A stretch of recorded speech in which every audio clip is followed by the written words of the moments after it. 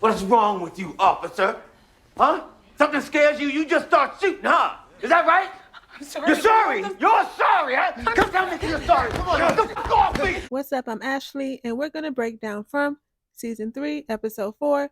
Let's get into it. The lady cop and the EMTs get out the ambulance. They want to know why the tree is in the middle of the road and why the radio isn't working when they're trying to call for help. The lady cop want to know where everybody at. It should be traffic at this hour. Then Tabitha comes out and everyone's like, "Get back in the vehicle, ma'am. Get back in the vehicle." Then the crows come out. They start flying in the air.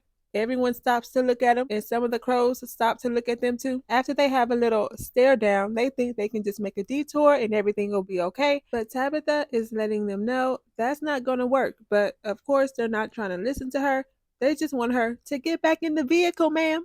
Ethan is sitting at the kitchen table looking at the drawings that maybe Eloise made, Victor's sister. While he's doing that, the phone rings and he gets up to answer it. He's like, "Hello?" His dead brother Thomas, who shouldn't even be able to talk because he was never even old enough to be able to talk to begin with, tells him Mom is in trouble and that she's on her way in an ambulance. Ethan says, "Who is this really?" He's finally using his little brain.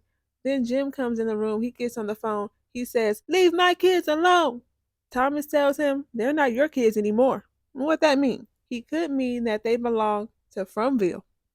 Jim snatches the whole phone from the wall and sits it on the table. He asked Ethan, what did he say? Ethan was just standing there looking like a little dummy. He don't know how to talk now for some reason when he always got something to say. So Jim had to shake him a little bit. What did he say? Ethan finally tells him he said Mom is alive and she's on her way in an ambulance. We get to Colony House when they're cleaning up the aftermath from the crows busting in the house. Nikki is cleaning the blood off the walls and she tells Bacta to pick up the crow. What you waiting for? Bacta said, "I'm not picking that up. What's wrong with you?" Bacta then looks at old lady Tilly and says, "Do you really think bringing out the tarot cards in this town was a good idea? Huh? Huh?" Here come Donna coming up the stairs. Hey, we don't need any of this right now. And checks on Elgin. She asked Elgin if he's okay, because he was sitting over there looking terrified. He always do. That's all he do is look terrified, and he's just shaking his head. Yeah, no, you're not. No, you're not. Let them know. Let the people know. I see a dead woman in a kimono. Marielle is examining Fatima in the kitchen. She notices that she's looking a lot better and that she's eating now. Fatima tells her, "Yeah, I finally found something I can eat." You better keep that to yourself. Then they both talk about how Marielle misses Christy. Fatima lets her know if Ellis was out there, then she would be feeling the same way and missing him too. Victor tells Sarah he used to play in that room with his sister and that they did not need a talisman back then. He talks about how they would play in the house in the daytime and pretend they were back at home. He tells her that he came to that town with his sister and his mother, but they died, except he didn't kill them like she killed her brother Nathan. He got it with that one. Sarah says, "I don't understand what we're doing." He tells her, "I can't remember anything," and that it never snowed here before, so things are changing. We get back to the ambulance and it's completely dark outside now. Tabitha is telling them to keep on going. It's not safe to stop here at night. Just keep going forward. There's people who can help in town. They're still thinking she's crazy and not trying to hear anything she has to say. We get to the bus with Boyd and Randall. Randall says, "You're gonna watch them, and then what?" Boyd said, "Now just why are you here? I said we can switch, so why are you sitting in here looking at me?" Randall tells him it's none of your business. "I just want to help, no matter how stupid the idea is." Boyd said, "Oh, so all of a sudden, you're a team player." Randall lets him know if he's seen the things that he has seen, you might be a team player too. Then tells him that everyone is afraid of dying, but he doesn't think that that's the worst thing that can happen to you there. Christy's ankle wakes her up out of her sleep while Kenny is writing a letter to his mom. That's a Chinese tradition for high holidays where you write a letter to the dead. While Kenny is telling her everything he was fighting for is gone, they end up waking up Jade. They apologize for waking him up. He's like, "Nah, it's okay, I'm up now," and starts drinking and passes the bottle around and says, "Do you want to hear something crazy?" Victor says the night everybody died, he was inside of the root cellar. He says his mom told him and his sister to hide there. She didn't listen, but I did. And when he came out in the morning, there were dead bodies everywhere. And that's when we get a flashback. He tells her that's the day he met the boy in white, and they became friends. And because of him, he wasn't alone all those years. Victor says since he wasn't able to bury all of the bodies since there were so many, the boy in white told him to just bury some of their items. So we see young Victor going up to the bodies and getting some of their belongings and taking off this man's watch. Victor is a weirdo because why was he not afraid of all those dead bodies at that little age? I'm scared. At my big age. Sarah says to him, why are we inside of this fort? Victor says, because it's a fort. Sarah asks, why do you need me here with you? Victor tells her, because I'm going to have to remember some scary things. And besides, you're the scariest person here, so it won't scare you. He's just been throwing shade at Sarah since he walked in her door. But he want her help though. Randall tells Boyd something is wrong because the monsters aren't out walking around yet because the monsters are creatures of habit. He tells them their routines. He says the nurse comes to the bus every night, stands by the glass, and just starts smiling. Another one be over there by the swings, just dangling its legs. One be by the pool. Boyd's like, you sure do have a lot of time. Randall said, well, it's not like we have a TV. We get back to Tabitha saying, we're here. Pull over. They're like, lady, we are not pulling over in the middle of nowhere. You're not making any sense. What's wrong with you? Then the ambulance drives by the bus and the Matthews house. Ethan sees the lights. He runs to the window and says, she's here. The ambulance is here, just like he said. Then Ethan runs out the house, and it's dark, and the whole family runs after him. Boyd and Randall run off the bus. Boyd is like, now what the? Boyd runs after Ethan because Ethan is running like he a track star, as if he can catch up to the ambulance with his little legs. When they catch him, they bring him back in the house. We cut back to Tabitha saying, stop here, please stop here. But they keep on ignoring her. As they keep driving, they see a lady laid out in the middle of the road, and the EMTs think they gotta help. They're like, there's a lady in the road, let's help. Tabitha said, no, don't do it, don't do it. That's no lady. You're gonna die. They said, lady, get off me. I'm going out here to help this lady. What's wrong with you? She handcuffs her to the pole. I bet she wish she had some tape for that mouth. So the two EMTs rush out to their demise and very quickly gets sliced up. One gets sliced in the throat and the other one in the stomach. Bet they wish they listened now, huh? Then the monster starts screaming. The lady cop is shook. She's trying to shoot it. It's not working. It's not gonna work. More come out. She starts shooting. She sees it's not working, so she starts running. And she runs all the way to Colony House. Tabitha starts to unhook Henry. She's like, come on, we gotta go. And once Henry heard that monster scream, he woke up real quick. He like, what the hell? We get back to Jim and everybody in the house. He's saying, I don't know about y'all, but I'm about to go find my wife. He don't even give Ethan a talking to or nothing. He know his son crazy, but he don't even say nothing to him before he go. Boyd is the one who has to tell Ethan, now you stay here. Don't you go running outside. Because if you do, you're going to cause other people to get hurt. Okay?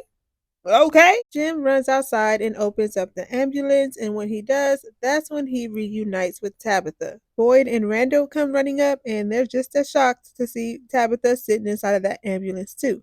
Jim asked Boyd for the keys to the handcuffs, but Boyd said, I don't got them. There's some tools on the bus, and Randall takes off to go get them. He don't even be thinking twice. They're ringing the bell at Colony House to let everyone know there's a runner on the hill. So Nikki brought her nosy self over there to the window to look out. And as the lady cop is shooting the monsters and it's not working, but she's still shooting anyway, she ends up shooting Nikki through the window. And then there go Nikki flying back. She's shot now. Marielle and everybody rushes to her and brings her to the couch. There's no exit wound, so Marielle has to take the bullet out. They're saying, we should wait for Christy. Marielle's like, we can't wait for Christy. She don't come back till tomorrow. Why don't anybody have any trust in Marielle? But Marielle is able to take out the bullet, and while all that is going on, the lady cop is knocking at the door. Let me in, let me in. They let her in, and she realizes what she did. She's like, I'm so sorry. It must have been a misfire. She's freaking out. Donna said, back up, back up. How did you get here? She starts telling her about the ambulance and how they saw a tree. Randall is on the bus getting the tools, and when he does, he's surrounded by cicadas, So he runs out. Boyd is flipping over one of the EMTs looking for the keys. He don't care about that man. He just care about them keys. We get back to Randall and he runs into the monsters and he thinks holding up the talisman is going to work. One of the monsters even told him, "Oh, sweetie, it doesn't work that way." Randall throws the tools to Boyd. Boyd tells him, "Get back on the bus!" As Randall is running to get back on the bus, he gets attacked by cicadas. But Boyd is gone. He ain't nowhere to be found. He went over there back to the ambulance to give them the tools. Jim tells Boyd, "We gotta go." But Boyd can't find the keys. He don't know where they at. But as he's looking for the keys, the monster comes up behind him and says, "Looking for these?" She tells him, "You can have these keys if we can have Randall." He thinks about it for like half a second, snatches the keys from her and says, "F you! F you!" and drives off. Meanwhile, Randall is still over there on the ground, surrounded by cicadas and monsters. He hears Boyd starting the engine. He said, "Don't you leave me, you piece of Boyd drives the ambulance to Colony House. They all get out, and when Tabitha walks in the house, they all look at her like they done seen a ghost.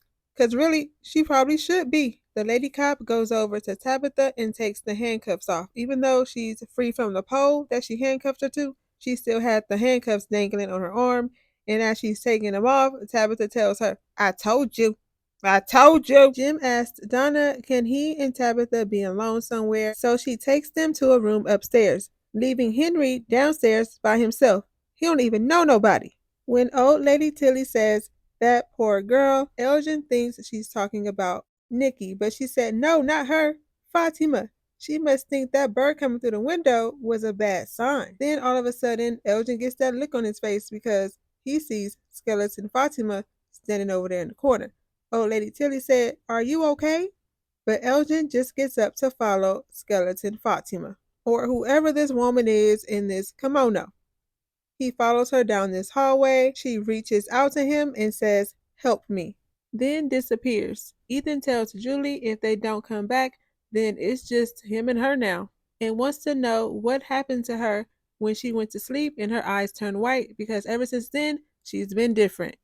She lets him know she's scared and that she saw things she doesn't understand. Ethan wants to know, can he help her? And says, "We have to start taking care of each other from now on." Jade tells Kenny and Christy about the man he saw with the rod stuck in his eye and says that he's been seeing things like this since he's been here. He tells them about the symbols he's seen and about the book Tin Chin gave him with the symbols inside. Then all of a sudden, something starts banging on the house. Victor goes through the suitcase and starts reminiscing about who the items belong to. We found out some man was walking around there smelling like onions, but then Victor realized nothing from Christopher was inside of the suitcase. He says Christopher was their friend. He was nice at first, but once he started seeing the symbols, that's when he got scary. Then all of a sudden he starts to remember something and he's like, "No, no, no," grabbing his head. He's freaking out. Sarah is trying to calm him down. He destroys the fort. Sarah tells him, "Calm down. I'm the scariest person in town, remember?" That's when he says, "I know what's missing, and it's Jasper." Jasper is the dummy. Boyd tells Donna he just left Randall out there on the ground. And just what was Tabitha doing inside of that ambulance anyway? Tabitha tells Jim she was at Victor's house and how she met Victor's father, and how Victor's mother saw this place before she even got here. Meanwhile, Nikki is downstairs throwing up blood. Marielle does a CPR, but it doesn't work. She gone. It's R.I.P. Boyd looks at the lady cop and says, "See what you've done? What's wrong with you, officer? You get scared and you just start shooting? Huh? Oh, you sorry?" Then grabs her by the arm. He was about to snatch her up. Then Ellis jumps in, tries to get him off of her. Boyd said, "Get off of me." Then here comes Donna running out, yelling at Boyd like that's her kid or her husband, points at him and says, "You, upstairs with me now." And this is Boyd's response. God! God! Sounds like he's having a hard time doing the number two. They both get upstairs and she's like, "Close the door." He said, "Look, I'm not in the mood for a lecture." And she just starts breaking down. I don't know.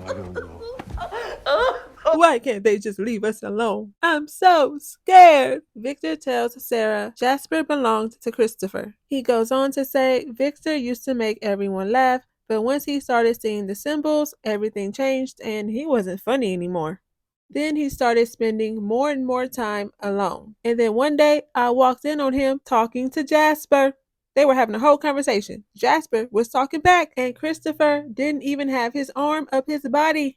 I was shook. And ends it with Jasper can tell us why it happened. Then they lay Nikki's body on the bed.